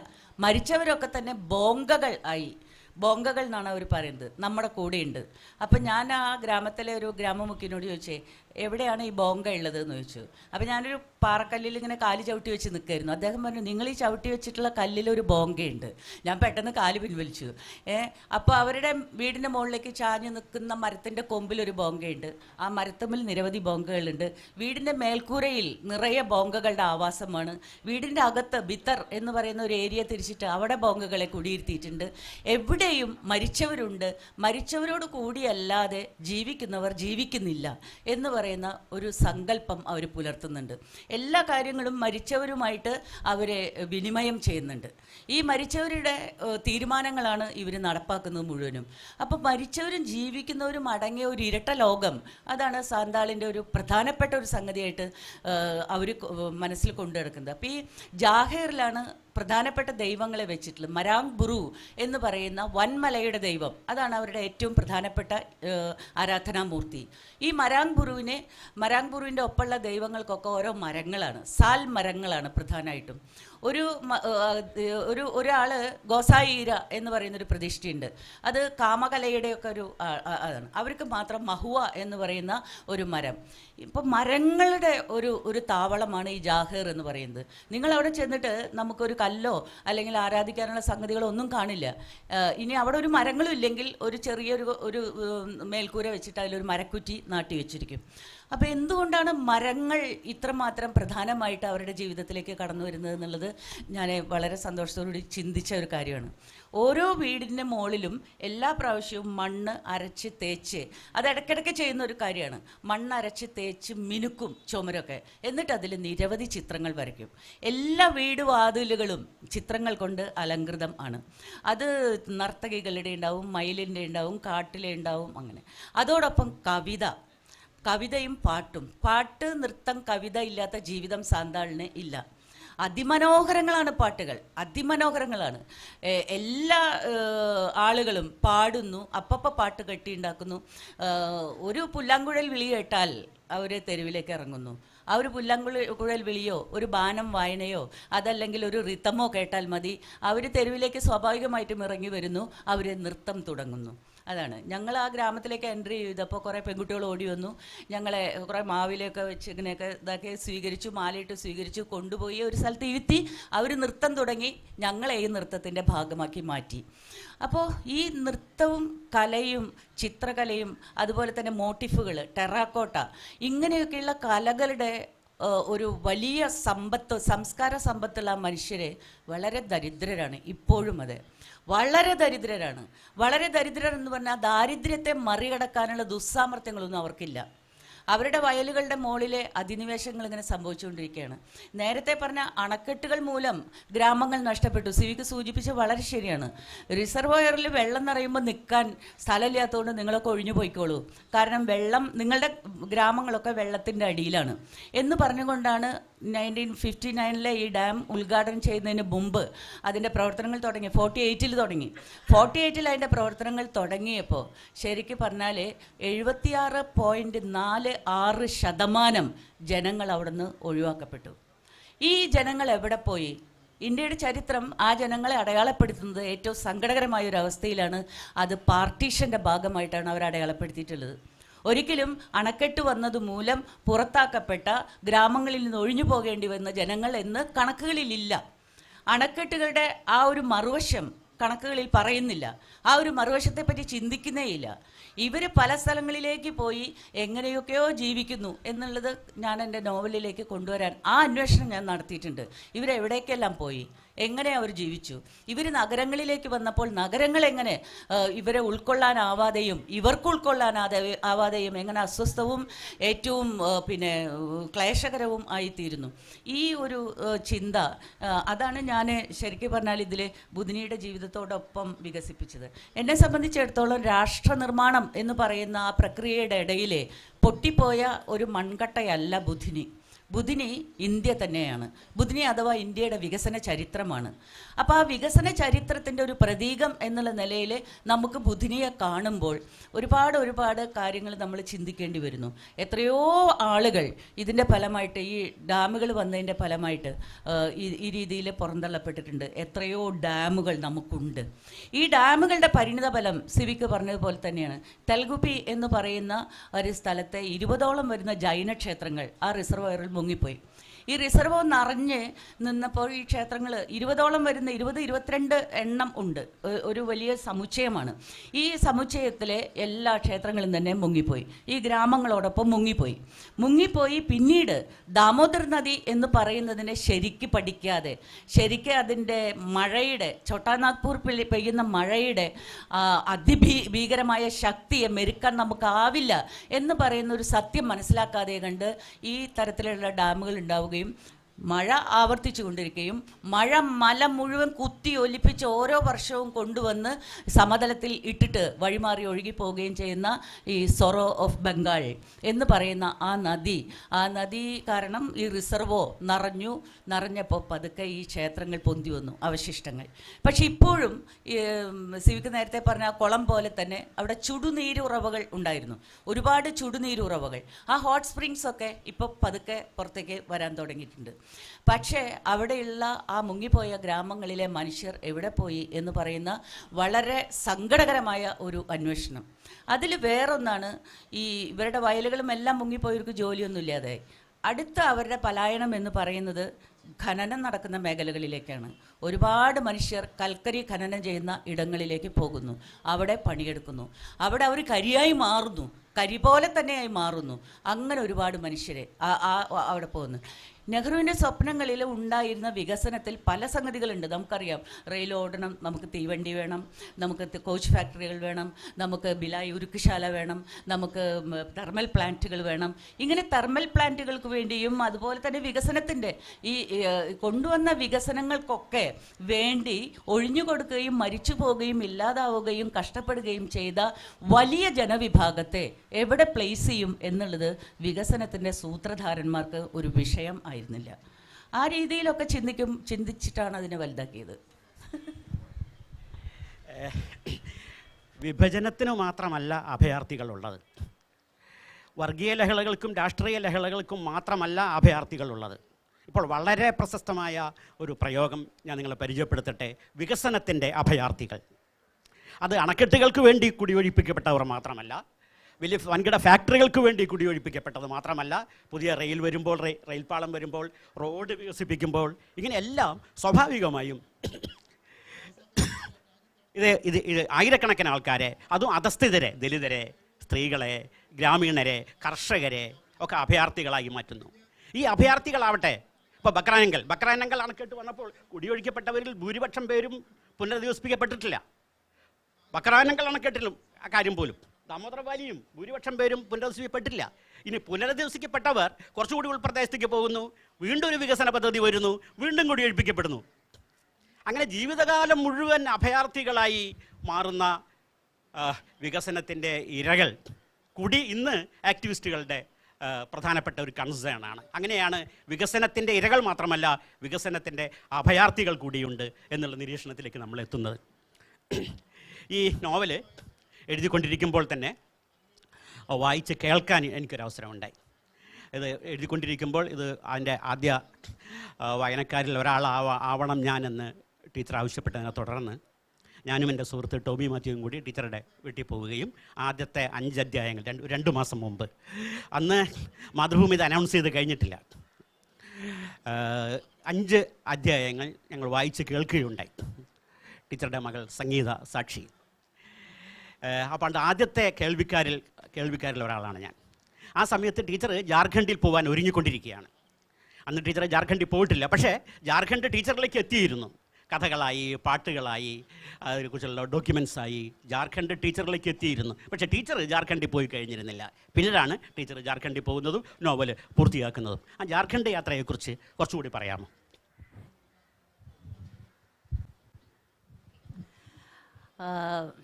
ജാർഖണ്ഡിൽ പോയല്ലാതെ ഈ നോവല് നമുക്ക് അവസാനിപ്പിക്കാനോ അതിനെ കറക്റ്റ് ചെയ്യാനോ സാധ്യമല്ല എന്നുള്ളത് വളരെ വ്യക്തമായ ഒരു കാര്യമായിരുന്നു. അപ്പോൾ അതുകൊണ്ട് ജാർഖണ്ഡിലേക്ക് പോവുക എന്നുള്ള ഒരു തീരുമാനത്തിൽ ഞാൻ എത്തി. എൻ്റെ ആരോഗ്യപരമായ കാരണങ്ങൾ കുറേ ഉണ്ടായിരുന്നു, എങ്കിലും ജാർഖണ്ഡിലേക്ക് പോകുന്നു. ഞാൻ കൽക്കത്തയിലേക്കാണ് ആദ്യം, കൊച്ചിൻ ടു കൽക്കത്ത, പിന്നെ കൽക്കത്തയിൽ നിന്ന് ധൻബാദിലേക്ക് ബൈ റോഡ് വരിക ചെയ്തത്. അത് ഒരു നല്ല വഴിയാണ്, NH2 എന്ന് പറയുന്ന ഡൽഹിക്ക് പോകുന്ന റോഡാണ്. അങ്ങനെ ധൻബാദിൽ വന്ന് ധൻബാദിൽ നിന്ന് ഡൈവേർട്ട് ചെയ്തിട്ട് പാഞ്ചേത്ത് എന്ന് പറയുന്ന സ്ഥലത്തേക്ക് എത്തുക ചെയ്യുന്നത്. 2 ഡാമുകൾ തൊട്ടടുത്തടുത്തുണ്ട്, മൈഥോണും അതുപോലെ തന്നെ പാഞ്ചേത്തും. ഈ മൈഥോണിൽ നിന്ന് 5 കിലോമീറ്റർ അകലെയാണ് പാഞ്ചേത്ത് എന്ന് പറയുന്ന ഡാം. അപ്പോൾ ആലോചിച്ച് നോക്കണം, ഒരു നദിയിൽ 2 ഡാമുകൾ 5 കിലോമീറ്ററിൻ്റെ ഉള്ളിൽ അവിടെ സംഭവിച്ചിട്ടുണ്ട്. ഈ 2 ഡാമുകളുടെയും പിന്നീടുണ്ടായിട്ടുള്ള ഗുണഫലങ്ങൾ എന്ത് എന്ന് ആലോചിച്ചാൽ ഈ മേൽപ്പറഞ്ഞ ഇലക്ട്രിസിറ്റി അവിടെ ഉൽപ്പാദിപ്പിക്കുന്നില്ലെന്ന് മാത്രമല്ല, ആ പറഞ്ഞ ഈ ഏരിയയിൽ മുഴുവൻ ജാർഖണ്ഡ്, അതുപോലെ തന്നെ ഛത്തീസ്ഗഡ്, ബീഹാറിൻ്റെ ഒരു ഭാഗം, അങ്ങനെയുള്ള വെസ്റ്റ് ബംഗാളിൻ്റെ ഒരു ഭാഗം, ആ ഏരിയ മുഴുവനും തന്നെ കൽക്കരിയുടെ വലിയ ഒരു കലവറയാണ്. അതുകൊണ്ട് തന്നെ തെർമൽ പ്ലാന്റുകൾ പിന്നെ വരികയാണ്. ഈ തെർമൽ പ്ലാന്റുകൾ വന്നതോടുകൂടിയിട്ട് സ്വാഭാവികമായിട്ടും പിന്നെ ഈ ഇത് ഇല്ലാതെയായി. ഈ ഹൈഡ്രോ ഇലക്ട്രിക് പവർ എന്ന് പറയുന്നത് ആവശ്യത്തിന് അതിൽ ഉൽപ്പാദനം നടക്കുന്നില്ല. കാരണം ദാമോദർ നദിയുടെ പ്രത്യേക സ്വഭാവം കൊണ്ട് തന്നെ. മൈഥോണിൽ പിന്നെയും ഉണ്ട്, പാഞ്ചേത്തിൽ അത് ചുരുങ്ങി വന്നിരിക്കുകയാണ്. പക്ഷേ തെർമൽ പ്ലാന്റുകൾ ഇങ്ങനെ ചപ്പ് ചവറ് പോലെ ഉണ്ടാവുകയാണ്. ഇലക്ട്രിസിറ്റി വളരെ സുലഭമായിട്ട് ഉണ്ടാക്കാനായിട്ട് അവർക്ക് സാധിക്കുന്നു. കൽക്കരി ഖനനം ചെയ്തെടുക്കുന്നു. ഓരോ പ്ലാന്റുകളും 100 വർഷമായിട്ട്, BCCL എന്ന് പറയുന്ന പ്ലാന്റ് 100 വർഷമായിട്ട് കത്തിക്കൊണ്ടിരിക്കുകയാണ്. നമ്മളത് കാണുമ്പോൾ ഏരിയ മുഴുവനും ഇങ്ങനെ തുരുത്തുകളാണ്, തീയുടെ തുരുത്തുകളാണ്. പേടിയാവും നമുക്ക് കണ്ടാലേ. ആദ്യം ഇതെന്തെന്ന് നമ്മൾ അമ്പരക്കുമെങ്കിലും പേടിപ്പിക്കുന്ന വിധത്തിൽ കൽക്കരി ഇങ്ങനെ കത്തിക്കൊണ്ടിരിക്കുന്ന പാടങ്ങളാണ് നമ്മൾ കാണുന്നത്. ഇത് നീങ്ങിക്കൊണ്ടിരിക്കുക, ജനവാസ കേന്ദ്രങ്ങളിലേക്ക് പോയിക്കൊണ്ടേയിരിക്കുകയാണ്. കാരണം തീ കെടുത്തിയാൽ പിന്നെ കമ്പനിക്ക് അത് അങ്ങോട്ട് നീട്ടാൻ പറ്റില്ല. അപ്പോൾ ഈ വിശാലമായ കൽക്കരി പാടങ്ങളും അതിൽ നിന്ന് എടുക്കുന്ന കൽക്കരിയും തെർമൽ പ്ലാന്റ് ഉണ്ടാക്കുന്ന കുറഞ്ഞ വിലയ്ക്ക് കൊടുക്കാവുന്ന വൈദ്യുതിയും ഒക്കെ ഉണ്ട്. പക്ഷേ ഇതിൻ്റെ വിപര്യം, ഞാൻ രാവൺ മാഞ്ചിയുടെ വീട്ടിൽ പോയി. ഈ ഒരു ബുധനിയുടെ ഒപ്പം ബൊക്കെ കൊടുത്ത് നെഹ്റുവിനെ സ്വീകരിച്ച യുവാവ്, അന്നത്തെ യുവാവ്, നല്ല സുന്ദരനായിട്ടുള്ളൊരു സാന്താൾ യുവാവ്, നല്ല നീളം, നല്ല ഭംഗിയുള്ള മുഖം, അങ്ങനെ നല്ല സുന്ദരനായിട്ടുള്ളൊരു സാന്താൾ യുവാവ്. ഇന്ന് വൃദ്ധനാണ്, അൾഷിമേഴ്സ് ബാധിച്ചിരിക്കുന്നു, തടിച്ച് അദ്ദേഹത്തിന് നടക്കാനൊന്നും വയ്യ. അപ്പോൾ അദ്ദേഹം എന്നെ ആ ഫോട്ടോ കാണിച്ചു തന്നു, ഈ രാവൺ മാജിയുടെ അദ്ദേഹത്തിൻ്റെ മകൻ. അപ്പോൾ രാവൺ മാജിയോട് ഞങ്ങൾ ചോദിച്ചു, എന്താണ് ബുധനിയെക്കുറിച്ച്? അതൊന്നും പറയാൻ താല്പര്യമില്ല, ദുഃഖകരമാണ് ആ കഥ, അത് കേൾക്കാനോ അത് പറയാനോ എനിക്കിഷ്ടമല്ല. അത് കഴിഞ്ഞിട്ട് പറഞ്ഞു, പിന്നെ അവസാനം എന്നോട് പറഞ്ഞു, ഒരു കാര്യമുണ്ട്, നെഹ്റു ഞങ്ങൾക്ക് സൗജന്യമായിട്ട് വീടും സൗജന്യമായിട്ട് വൈദ്യുതിയും തരാമെന്ന് പറഞ്ഞിട്ടുണ്ടായിരുന്നു. ആ കാര്യം ഒന്ന് ഓർമ്മിപ്പിക്കണം, പ്രത്യേകം ഓർമ്മിപ്പിക്കണം. കാരണം എന്ന് വെച്ചാൽ ഞങ്ങൾക്ക് എല്ലാവർക്കും സൗജന്യ വൈദ്യുതി തരാമെന്ന് പറഞ്ഞിട്ടുണ്ടായിരുന്നു, സൗജന്യമായിട്ട് വീടും തരാമെന്ന് പറഞ്ഞിട്ടുണ്ടായിരുന്നു. അങ്ങനെ പറഞ്ഞിട്ടാണ് പോയത്. അപ്പോൾ നിങ്ങൾ പോകുമ്പോൾ അതൊന്ന് പ്രത്യേകം ഓർമ്മിപ്പിക്കണം എന്ന് രാവൺ മാജി എന്നെ ഉത്തരവാദപ്പെടുത്തിയിട്ടുണ്ട്. അപ്പോൾ ഇതാണ് അതിൻ്റെ ഒരു വിപര്യം എന്ന് പറയുന്നത്, ഇവരുടെ ഭൂമിയിൽ സംഭവിച്ച ഈ കാര്യങ്ങൾ. സിവിക്ക് എന്നോട് ആവശ്യപ്പെട്ടത് പാഞ്ചേത്ത് യാത്രയെപ്പറ്റി പറയാനാണ്. അവിടെ എനിക്ക് പ്രധാനമായിട്ടും ഈ ഗ്രാമങ്ങളുടെ ജീവിതം തന്നെയാണ് സമയം. ശരി, ഓക്കെ. അപ്പോൾ വളരെ ആ അനുഭവങ്ങളൊക്കെ തന്നെ ഞാൻ നോവലിലേക്ക് കൊണ്ടുവരാനായിട്ട് ശ്രമിച്ചിട്ടുണ്ട്. അതൊരു വലിയൊരു സാഗരം പോലെയാണ് കിടക്കണത്. അപ്പം നമുക്കിങ്ങനെ ചെറിയ കാര്യങ്ങൾ പറഞ്ഞുകൊണ്ട് അതിനെപ്പറ്റി സൂചിപ്പിക്കാൻ മാത്രമേ സാധിക്കുള്ളൂ. എന്തായാലും എനിക്ക് ഈ ഒരു നോവൽ എഴുതാൻ സാധിച്ചത് എൻ്റെ ജീവിതത്തിലെ ആഴത്തിൽ ചില കാര്യങ്ങൾ ചിന്തിക്കുന്നതിനും അതുപോലെ തന്നെ വളരെ കൃത്യമായിട്ട് ആരാണ് ഈ വികസനത്തിൻ്റെ ഭാഗമായിട്ട് പുറത്താക്കപ്പെടുന്ന ജനങ്ങൾ, അവരെ നമ്മൾ ഇരകൾ എന്നാണോ വിളിക്കുന്നത്? അവരുടെ ഭാഗത്തു നിന്നുണ്ടാകുന്ന പ്രതിരോധങ്ങളെയും ചെറുത്തുനിൽപ്പുകളെയും കുറച്ച് സമരക്കാരായിട്ടാണ് നമ്മൾ കാണുന്നത്. ഇത് നമ്മളെ കൂടി ബാധിക്കുന്ന കാര്യമാണെന്നോ ഇത്തരത്തിലുള്ളൊരു ജസ്റ്റിസ് ഇല്ലായ്മ പുറത്തുകൂടാ എന്നോ ഒന്നും നമ്മൾ ചിന്തിക്കില്ല. മേധാ പട്കർ അവിടെ അങ്ങനെ നർമ്മദ ബച്ചാവോ ആന്തോളൻ എന്ന് പറഞ്ഞൊന്നും നടത്തുന്നു, അവരിടയ്ക്ക് വരുന്നു, ഇടയ്ക്ക് പോകുന്നു, ഇതൊക്കെ പറയുന്നു. ഇതൊന്നും നമ്മളെ ബാധിക്കുന്ന കാര്യമല്ല എന്ന് വിചാരിച്ചിരിക്കും തോറും നമ്മെ വിഴുങ്ങാനിരിക്കുന്ന വിപത്തുകളെ കുറിച്ചിട്ടുള്ള ഭയാശങ്കകളാണ് എന്നെ ഏറ്റവും കൂടുതൽ അലട്ടിയിട്ടുള്ളത്. മലയാളത്തിലെ എഴുത്തിനെ കുറിച്ചുള്ള എൻ്റെ ഒരു നിരീക്ഷണം കൂടി അവതരിപ്പിച്ചുകൊണ്ട് ഈ വർത്തമാന സെഷൻ അവസാനിപ്പിക്കാമെന്ന് ഞാൻ കരുതുന്നു. അതിനുശേഷം നിങ്ങളുമായിട്ടുള്ള ചോദ്യോത്തരങ്ങളിലൂടെ നമുക്കത് വികസിപ്പിക്കാം. മലയാളത്തിലെ എഴുത്ത് എന്ന് പൊതുവെ നോക്കിയാൽ അതത് കാലത്ത് പ്രബലമായ ആശയങ്ങളെ, വിചാരങ്ങളെ, പ്രവണതകളെ കഥയും നോവലും നാടകവുമാക്കുന്ന ഒരു പ്രവണത മലയാളത്തിൽ പ്രബലമാണ്. ഇപ്പം നാലുകെട്ട് എന്നുള്ള നോവൽ ലോക കൊളോണിയലിസത്തിൻ്റെ ആവശ്യമാണ് നമ്മുടെ കൂട്ടുകുടുംബങ്ങൾ തകർക്കുക എന്നുള്ളത്, പകരം ന്യൂക്ലിയർ കുടുംബങ്ങൾ വരിക എന്നുള്ളത്. ഈ പശ്ചാത്തലത്തിലാണ് MT വാസുദേവൻ നായരുടെ നാലുകെട്ട് എന്ന നോവൽ വരുന്നത്. ബോധപൂർവം ഒരു കൊളോണിയൽ ഒരു ഗൂഢാലോചനയുടെ ഭാഗമാകുന്നു MT എന്നുള്ള അർത്ഥത്തിലല്ല ഞാൻ പറഞ്ഞു വരുന്നത്. ഫലത്തിൽ എന്താണ്? നമ്മുടെ നാലുകെട്ടുകളെ ജനാധിപത്യവൽക്കരിക്കുന്നതിന് പകരം നാലുകെട്ടുകൾ പൊളിച്ചു കളയുക, നമ്മളെ ന്യൂക്ലിയർ കുടുംബങ്ങളിലേക്ക് നയിക്കുക എന്ന അജണ്ടയെ പിന്തുടരുകയാണ് നിർഭാഗ്യവശാൽ നാലുകെട്ട് എന്ന MT കൃതി. അതേപോലെ തന്നെയാണ് ഈ പുതിയ അണക്കെട്ടുകളുമായി ബന്ധപ്പെട്ടിട്ടുള്ള ഇത്തരമൊരു ആശയത്തെ, ഒരു പുഴയെയും ഇതേമാതിരി ഇഷ്ടം പോലെ ഒഴുകാൻ അനുവദിച്ചുകൂടാ, എല്ലാത്തിനെയും മെരുക്കണം, അതിനെല്ലാം വൈദ്യുതിയാക്കണം, അല്ലെങ്കിൽ കൂടുതൽ മറ്റേ കൃഷിക്ക് വേണ്ടി വെള്ളമായിട്ട് ഉപയോഗിക്കണം എന്നുള്ള ഒരു ഗൂഢാലോചനയുടെ പ്രതിഫലനമാണ് തോപ്പിൽ ഭാസിയുടെ പുതിയ ആകാശം പുതിയ ഭൂമി. ഏതാണ്ട് മലയാളത്തിൽ ഇങ്ങനെ ധാരാളം കൃതികൾ കാണാം. അതത് കാലത്തെ പ്രധാന അജണ്ടയെ, ആലോചനയെ, വികാരങ്ങളെ പ്രതിഫലിപ്പിക്കുന്ന കൃതികൾ. അതേ അവസരത്തിൽ ഇങ്ങനെ ആധുനികത വരുമ്പോൾ എന്തു സംഭവിക്കുന്നു? പോം വഴി വേറൊരു വിധമായിരുന്നെങ്കിൽ എന്നൊരാലോചന മലയാളത്തിലുണ്ട്. നമ്മുടെ വൈലോപ്പിള്ളിയും എടശ്ശേരിയും പോം വഴി വേറൊരു വിധമായിരുന്നെങ്കിൽ എന്ന് ആലോചിച്ച എഴുത്തുകാരാണ്. ഇത് രണ്ടുമല്ലാതെ മറ്റൊരു ജനർ മലയാളത്തിൽ അവതരിപ്പിച്ചത് OV വിജയനാണ്. The very idea of renaissance, modernity, development എന്നുള്ള ആശയത്തെ തന്നെ അഭിമുഖീകരിക്കുന്ന മലയാളത്തിലെ ആദ്യത്തെ കൃതിയാണ് OV വിജയൻ്റെ ഖസാക്കിൻ്റെ ഇതിഹാസം. അതിനെ വെറും ലൈംഗിക അരാജകത്വത്തിൻ്റെ കൃതിയാണ് എന്ന് കരുതുന്ന ധാരാളം മണ്ടു സുഹൃത്തുക്കൾ, ഇടതുപക്ഷ സുഹൃത്തുക്കൾ എനിക്കുണ്ട്. മലയാളികൾ പൊതുവെ ഒരു പത്രവായനക്കാരാണ്, സാഹിത്യ വായനക്കാരോ സാംസ്കാരിക വായനക്കാരോ അല്ല എന്നാണ് ഞാൻ വിചാരിക്കുന്നത്. അതുകൊണ്ട് ഖസാക്കിൻ്റെ ഇപ്പോൾ ഇവിടെ തന്നെ ചർച്ചയിൽ ഈ പ്രശ്നം വന്നു. രാജശേഖരൻ വന്നപ്പോഴും ഫേസ്ബുക്കിലും മറ്റൊക്കെ ഇങ്ങനെ പറയണ്ടായി, ആ സ്ഥാനത്ത് ഒരു പെണ്ണായിരുന്നെങ്കിൽ, ആ സ്ഥാനത്ത് രവിയുടെ സ്ഥാനത്ത് ഒരു പെണ്ണായിരുന്നെങ്കിൽ നമുക്ക് സങ്കല്പിക്കാൻ മാധവിക്കുട്ടിയെ വായിച്ചാൽ പോരെ, സ്വാഭാവികമായിട്ടും. ആ തരത്തിൽ കൃതികൾ ഉണ്ടല്ലോ നമുക്ക്. ഖസാക്കിൻ്റെ ഇതിഹാസം the very idea of modernity, നവോത്ഥാനം എന്ന ആശയത്തെ, ആധുനിക എന്ന ആശയത്തെ, വികസനം എന്ന ആശയത്തെ മലയാള സാഹിത്യ ചരിത്രത്തിൽ ആദ്യമായി അഭിമുഖീകരിക്കാൻ ശ്രമിക്കുന്ന ഒരു കൃതിയാണെന്ന് ഞാൻ വിചാരിക്കുന്നു. ആ ജനറലാണ് ടീച്ചറുടെ കൃതിയെ ഞാൻ പ്ലേസ് ചെയ്യാൻ ശ്രമിക്കുന്നത്. ഒരുപക്ഷെ മലയാളത്തേക്കാൾ കൂടുതലായി ഇംഗ്ലീഷിൽ ശ്രദ്ധിക്കപ്പെടാവുന്ന ഒരു കൃതിയാണ് ബുധിനി എന്നാണ് എൻ്റെ വിചാരം. അത് നമ്മുടെ ദേശീയ തലത്തിൽ തന്നെയുള്ള ഡെവലപ്മെൻറ്റ് ഡിസ്കോഴ്സിൽ ഇടപെടുന്ന അത്യന്തം ആഴത്തിൽ രാഷ്ട്രീയമുള്ള ഒരു കൃതിയാണ് ബുധിനി എന്ന് ഞാൻ വിചാരിക്കുന്നു. നിങ്ങളുടെ വരും ലക്കങ്ങൾ നിങ്ങളെ ആ തരത്തിൽ അതിൻ്റെ രാഷ്ട്രീയത്തിലൂടെ കടത്തിക്കൊണ്ടുപോകുമെന്ന് ഞാൻ വിചാരിക്കുന്നു. കൃതി ഇപ്പം തന്നെ ഇംഗ്ലീഷിലേക്ക് വിവർത്തനം ചെയ്യാനുള്ള ശ്രമങ്ങൾ നടത്തി കഴിഞ്ഞിട്ടുണ്ട്. അതിനെക്കുറിച്ചുകൂടി പറഞ്ഞുകൊണ്ട് നമുക്കിത് അവസാനിപ്പിക്കാം.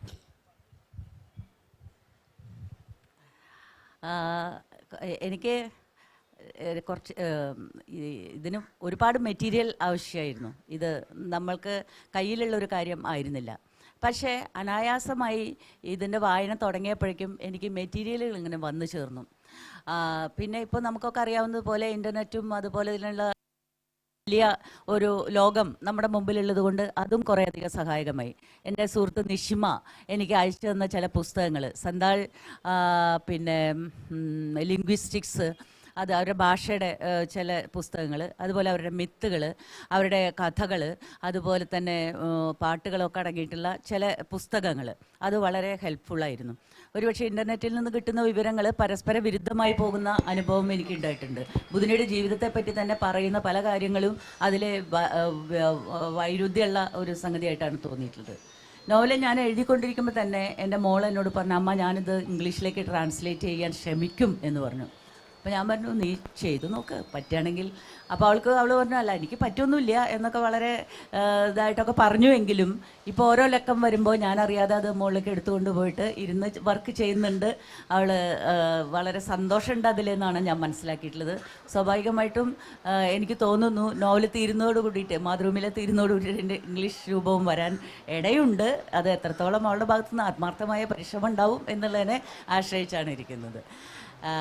പിന്നെ വേറെ ഒന്ന്, ഇപ്പോൾ സിവിക്കുന്ന ഒരു വലിയ ശക്തമായ ഒരു ന്യൂക്ലിയസിൽ നിന്ന് തുടങ്ങി അത് ഇങ്ങനെ വികസിച്ച് വന്നതിൻ്റെ പിന്നിൽ എന്നെ സഹായിച്ച എല്ലാവർക്കും നന്ദി പറയാൻ കൂടി ഞാൻ ഈ അവസരം വിനിയോഗിക്കുന്നു.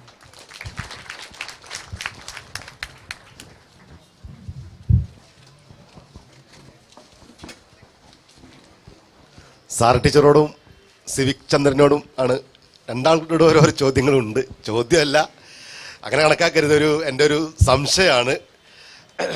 ഒരു സംശയം പങ്കുവയ്ക്കുക അത്രേ ചെയ്യുള്ളൂ. ഈ ബുധിനി എന്ന നോവൽ ഒരുപോലെ തന്നെ പാരിസ്ഥിതികമായിട്ടുള്ളൊരു വായനയും ഈ പരിസ്ഥിതി നാശത്തോടുള്ള ഭരണവർഗത്തിനോടുള്ള ഒരു പ്രതിഷേധത്തിൻ്റെ ഒരു കനലുകളും, അതുപോലെ മറ്റൊരു ഭൂമികയിലെ ഒരു ജീവിതവും, ഇങ്ങനെ പല ലെയറുകൾ ഈ നോവലിനുണ്ടല്ലോ. അപ്പോൾ ഇത് ഇങ്ങനെ എഴുതി വരുമ്പോൾ ഇതിൻ്റെ ഒരു പ്രചോദന ഘടകമായിട്ട് നിന്നിരുന്നത് പ്രധാനമായിട്ട് അതിൻ്റെ ഒരു സൗന്ദര്യാത്മകതയായിരുന്നു. നോവലിൻ്റെ ഒരു വായന, ഒരു വായനാസുഖം എന്ന് പറയുന്നത് ശരിയല്ല, അതിൻ്റെ ഒരു സൗന്ദര്യാത്മകതയായിരുന്നു. അതോ ഇതിനെ ഈ പ്രതിഷേധത്തിൻ്റെ ആ ഒരു കനലുകളായിരുന്നു എരിഞ്ഞിരുന്നത്? അതോ ആ പെൺകുട്ടിയുടെ ജീവിതത്തോടുള്ള ഒരു ഐക്യദാർഢ്യമായിരുന്നു? ഏത് ഘടകം അങ്ങനെ കൃത്യമായിട്ട് പറയാൻ പറ്റില്ല. ഇതെല്ലാം പ്രവർത്തിച്ചിട്ടുണ്ടായിരിക്കാം എൻ്റെ രചനാവേളയിൽ ടീച്ചർക്ക്. പക്ഷെ അത് ഏതായിരുന്നു അത് കൂടുതൽ പ്രചോദിപ്പിച്ചിരുന്ന ഒരു ഘടകം എന്ന് ടീച്ചർ ഒന്ന് പറഞ്ഞാൽ സന്തോഷം. ഒരു ചോദ്യം സിവിക് മാഷോടുണ്ട്, എന്നെ കൊല്ലരുത്, എൻ്റെ ഒരു സംശയമാണ്. ഈ ചില കാലഘട്ടങ്ങളിൽ ചില നാടകങ്ങൾ പ്രസക്തമായിട്ട് വരുന്നില്ലേ? ഇപ്പം അശ്വമേധം എന്ന നാടകം അന്നത്തെ കുഷ്ഠരോഗികളെ ഭീകരമായിട്ട് ആക്രമിക്കുന്ന ഒരു കാലഘട്ടത്തിൽ അശ്വമേധമൊക്കെ വളരെ പ്രസക്തമായിരുന്നില്ലേ? അതുപോലെ ചില ഞാൻ ഈ പുതിയ ആകാശം പുതിയ ഭൂമിയെ ന്യായീകരിക്കുകയല്ല, അങ്ങനെയുള്ള ചില സൃഷ്ടികൾ കുറെ കാലം കഴിയുമ്പോൾ അപ്രസക്തമാവുകയും ചില കാലങ്ങളിൽ അത് പ്രസക്തമാവുകയും ചെയ്യുന്നില്ലേ? എം.എൻ. വിജയൻ മാഷ് പറയുന്നുണ്ട്, ഒരു വാഹനം 100 കിലോമീറ്റർ ഓടിക്കഴിഞ്ഞിട്ട് അതിൻ്റെ ഇന്ധനം എവിടെ എന്ന് ചോദിക്കുന്നത് പോലെ ഒരു കൃതി അതിൻ്റെ പ്രസക്തി നിർവഹിച്ചതിന് ശേഷം ചില കാലത്തിൽ മാത്രം പ്രസക്തമായ ചില കൃതികൾ ആ കാലത്തോട് നീതി പുലർത്തുകയും ആ കാലം കഴിയുമ്പോൾ അതിൻ്റെ പ്രസക്തി നഷ്ടപ്പെടുകയോ മങ്ങുകയോ ചെയ്യാം. അതിൻ്റെ പേരിൽ ആ കൃതിയെ കുറ്റപ്പെടുത്തുന്നതും വിമർശിക്കുന്നതും അഭികാമ്യമാണോ? അതിനുള്ള സ്വാതന്ത്ര്യത്തെയൊന്നും ഞാൻ ചോദ്യം ചെയ്യല്ല. അങ്ങനെ ഒരു കാലാത്മകമായ പ്രസക്തിയുള്ള കൃതികളെ അങ്ങനെ നോക്കിക്കാണുന്ന സമീപനം ശരിയാണോ എന്നുകൂടി പറഞ്ഞാൽ സന്തോഷം. താങ്ക്സ്.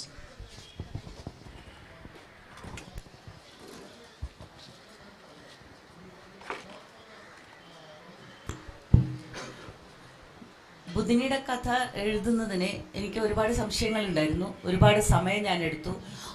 എഴുതാൻ തുടങ്ങിയില്ല, സംഗതികൾ കളക്ട് ചെയ്യാൻ തുടങ്ങി.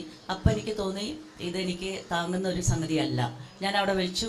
കുറച്ച് കാലം കൂടി വെയിറ്റ് ചെയ്തു. സിവിക്ക് ഇടയ്ക്കിടയ്ക്ക് വിളിച്ച് ചോദിക്കും, എന്താ ഈ ബുധിനിയുടെ കഥ എന്ന് ചോദിക്കും. അപ്പോൾ എനിക്കതിനൊരു മറുപടി ഇല്ല പറയാനായിട്ട്.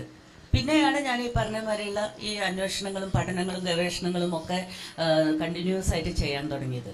എഴുതാനിരിക്കുമ്പോൾ എൻ്റെ മുന്നിലുള്ളത് ബുധിനിയുടെ കഥ എഴുതുക എന്നുള്ളതായിരുന്നു. ബുധിനി എന്ന് പറയുന്ന ആ പെൺകുട്ടിയെ എൻ്റെ ഭാവനയ്ക്ക് അനുസൃതമായിട്ട്, ഇപ്പം ഈ നോവലിൽ വരുന്നതിൽ ചരിത്ര ഘടകം എന്ന് പറയുന്നത്, ചരിത്രപരമായ വസ്തുത എന്ന് പറയുന്നത് വളരെ കുറച്ചാണ്. ബാക്കിയുള്ളതൊക്കെ ഭാവനയാണ്. ഇപ്പോൾ ഉദാഹരണത്തിന് ആദ്യത്തെ ലക്കത്തിൽ ബുധിനി അവളുടെ മകളെയും കൊണ്ട് ഡാമിലേക്ക് പോവുകയും ആത്മഹത്യ ചെയ്തു എന്ന് പറയുകയും ചെയ്തൊരു സംഗതിയുണ്ട്. അത് സത്യത്തിൽ ബുധിനിയുടെ ജീവിതത്തിൽ സംഭവിച്ചിട്ടുണ്ടോ എന്ന് എനിക്കറിയില്ല. ബുധിനിയുടെ ജീവിതത്തിലെ അതേപടി പകർത്തലല്ല എൻ്റെ എഴുത്ത് എന്നുള്ളത് നമുക്കറിയാലോ. അതേപടി പകർത്തി വയ്ക്കാനോ അല്ലെങ്കിൽ ഒരു ചരിത്രാഖ്യായിക എഴുതാനോ എനിക്ക് താല്പര്യമില്ല. അതുകൊണ്ട് ബുധിനിയെ എഴുതുക. ഞാൻ നേരത്തെ പറഞ്ഞതുപോലെ ബുധിനിയെ എഴുതാൻ ആരംഭിച്ചപ്പോൾ ആ ബുധിനി ജീവിച്ച ജീവിതത്തിൻ്റെ അതിസൗന്ദര്യം എന്നെ വല്ലാതെ വശീകരിക്കുകയുണ്ടായി. ആ ജീവിതത്തിൻ്റെ അത് കാടും പ്രകൃതിയും ഒക്കെയായി ബന്ധപ്പെട്ട് കിടക്കുന്ന, അതേസമയം ആ ജീവിതത്തിൻ്റെ യാതനകളും ആ ജീവിതത്തിൽ നിന്ന് എങ്ങനെയാണ് ഒരു മനുഷ്യ സമൂഹം അപ്പാടെ മാർജിനലൈസ് ചെയ്യപ്പെട്ടത് എന്നതും ഒരു അറിവാണ്. ഈ അറിവിൻ്റെ മുകളിലാണ് നമ്മളിത് എഴുതുന്നത്. അപ്പോൾ ആ അറിവ് പശ്ചാത്തലമായിട്ട് കിടക്കും. ആ അറിവിനെ അടിസ്ഥാനമാക്കിയാണ് ബുധിനിയുടെ ജീവിതത്തെ ഞാൻ രൂപപ്പെടുത്തുന്നത്. അങ്ങനെ രൂപപ്പെടുത്തുന്ന ഒരു പ്രക്രിയയാണ് അതിൽ നടന്നിട്ടുള്ളത്. അതായത് നമ്മൾ അറിയുകയാണ് ഇവരെങ്ങനെ എങ്ങനെയായി, എങ്ങനെ സാന്താൾ ആളുകൾ ഇപ്പോഴും ഇന്ന് അദാനിയുടെ 2015 മോദി ബംഗ്ലാദേശ് സന്ദർശിക്കുന്നു. ബംഗ്ലാദേശ് സന്ദർശിച്ച മോദി ബംഗ്ലാദേശിന് വാഗ്ദാനം കൊടുക്കുകയാണ്, ഞങ്ങൾ നിങ്ങൾക്ക് ഇലക്ട്രിസിറ്റി തരാമെന്ന്. അന്ന് മോദിയുടെ കൂടെ അദാനിയുണ്ട്. തിരിച്ചവരിവിടെ വന്ന് 2015 അദാനി ജാർഖണ്ഡിലെ ഗൊഡ്ഡ എന്ന് പറയുന്ന ഗ്രാമം സന്ദർശിക്കുകയാണ്. ആ ഗൊഡ്ഡ എന്ന് പറയുന്ന ഗ്രാമത്തിൽ പിന്നെ നമ്മൾ കാണുന്നത് 11ഓളം ഗ്രാമങ്ങളെ കണ്ടസ്റ്റഡ് ഏരിയയാക്കി മാറ്റുന്നതാണ്. ഒരു സുപ്രഭാതത്തിൽ കർഷകരെ പലതരം കൃഷികൾ ചെയ്യുന്ന പച്ചപ്പ് തഴച്ച ഭൂമിയിലേക്ക് വരുമ്പോൾ കാണുന്നത് അവരുടെ കുളങ്ങൾക്കും കിണറുകൾക്കും വയലുകൾക്കൊക്കെ അതിരിട്ടിട്ടുള്ള കാഴ്ചയാണ്.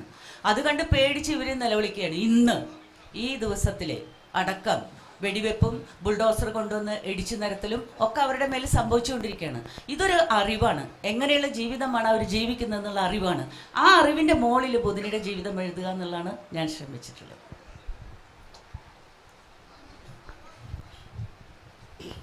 ഈ സാഹിത്യം എന്നുള്ളത് സാംസ്കാരിക സംവാദത്തിൻ്റെ കൂടി മേഖലയാണ്.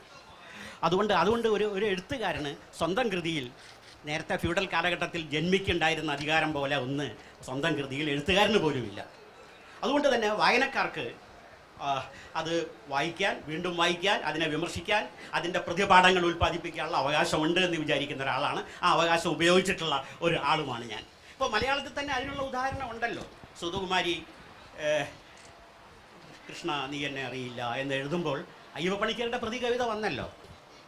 മേതിൽ രാധാകൃഷ്ണൻ കഥ എഴുതിയപ്പോൾ ടീച്ചർ തന്നെ ഒരു പ്രതി കഥ എഴുതുകയുണ്ടായില്ലേ. സ്വാഭാവികമായിട്ട് ഇപ്പോൾ നിങ്ങൾ എന്നെ കമ്മ്യൂണിസ്റ്റാക്കി എന്ന നാടകത്തിന് തോപ്പിൽ ബാസി തന്നെ അത് റീവിസിറ്റ് ചെയ്തിട്ടുണ്ട്. തോപ്പിൽ ബാസിയുടെ മകൻ 2 തവണ അത് റീവിസിറ്റ് ചെയ്തിട്ടുണ്ട്.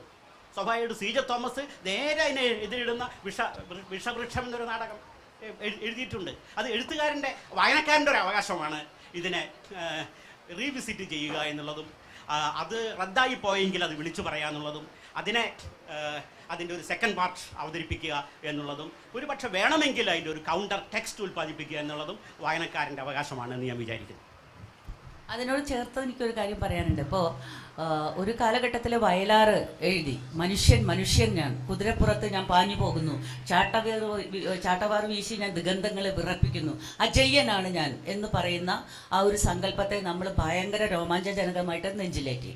പൊറ്റക്കാട് വിഷകന്യക എന്ന് പറയുന്ന നോവൽ എഴുതിയപ്പോൾ കാട് വെട്ടിത്തെളിച്ച് മനുഷ്യൻ പ്രകൃതിയെ മെരുക്കി ചൂഷണം ചെയ്ത് അങ്ങനെ മനുഷ്യൻ അജയനാവുന്നതിനെ പറ്റി എഴുതുന്നു.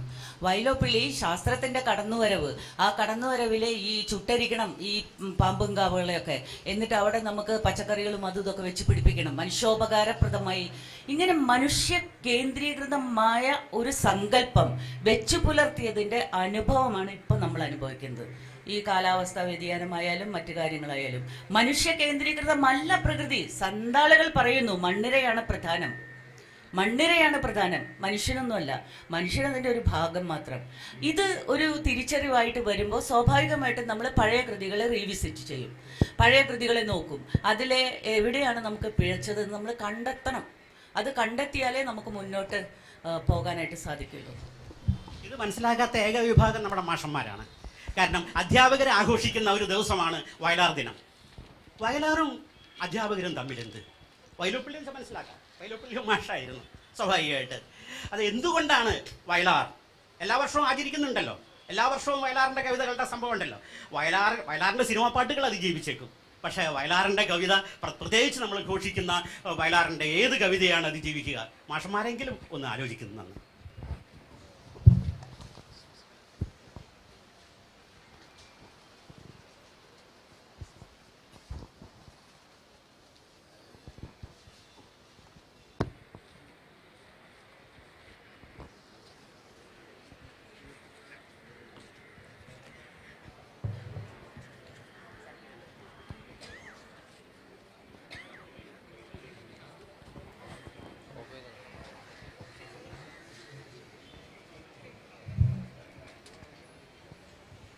അപ്പോൾ നമുക്ക് അവസാനിപ്പിക്കാം.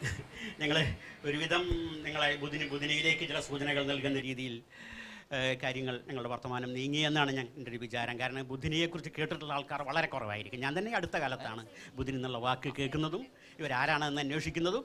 അത് ഈ ഡെവലപ്മെൻ്റ് എന്നുള്ള ആശയത്തെ, പ്രത്യേകിച്ചും ഇതുപോലെ ഒരു അവസ്ഥയിൽ, പ്രത്യേകിച്ചും ഈ നവോത്ഥാനത്തെ വീണ്ടെടുക്കുക എന്നുള്ള ഒട്ടും നമുക്ക് മൗലികത ഇല്ല എങ്കിൽ, നമുക്ക് സർഗാത്മകത ഇല്ലെങ്കിൽ പഴയത് ആവർത്തിക്കാനാണ് നമ്മൾ ശ്രമിക്കുക. അത് മൗലികതയായാലും കൊള്ളാം, പുനരുദ്ധാനമായാലും കൊള്ളാം. സ്വാഭാവികമായിട്ടും ഈ നവോത്ഥാനം എന്നുള്ള ആശയം തന്നെ, ആധുനികത എന്ന ആശയം തന്നെ, അതിൻ്റെ ഭാഗമായി വന്ന വികസനം എന്ന ആശയം തന്നെ റദ്ദാക്കപ്പെട്ടിരിക്കുന്നു. അതുകൊണ്ട് നമുക്ക് പുതിയ ചില തുടക്കങ്ങൾ, നമ്മളിതിലേക്ക് വിളിക്കുന്നത് കൊളോണിയൽ ആധുനികത എന്നോ കൊളോണിയൽ നവോത്ഥാനമെന്നോ കൊളോണിയൽ വികസനമെന്നോ ആണ് വിളിക്കുന്നത്. എന്നിട്ടും നമ്മളിങ്ങനെ നവോത്ഥാനത്തിൻ്റെ മതിലുകൾ ഉണ്ടാക്കിക്കൊണ്ടേയിരിക്കുന്നു, നമ്മളതിലെ ഇഷ്ടികളായിക്കൊണ്ടേയിരിക്കുന്നു. നിർത്താം നമുക്ക്.